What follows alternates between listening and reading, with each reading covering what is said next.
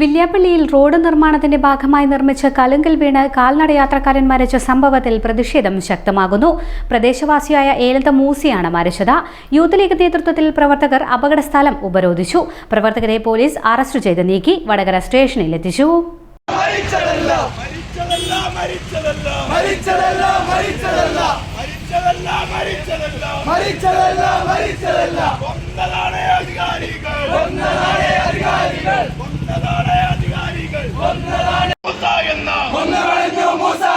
അമരാവതിയിലെ നാട്ടുകാരൻ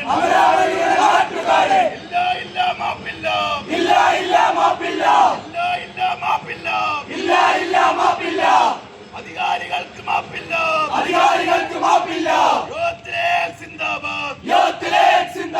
റോഡ് ഉപരോധം സിന്ദാബാദ്.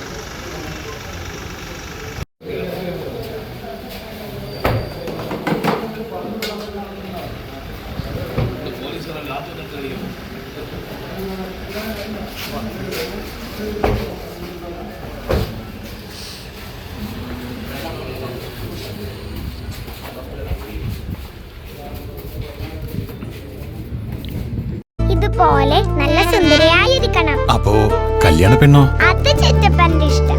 ഇത് മതിയോ? ചിറ്റപ്പ. പാർക്കോ ഗോൾഡൻ ഡയമണ്ട്സ്.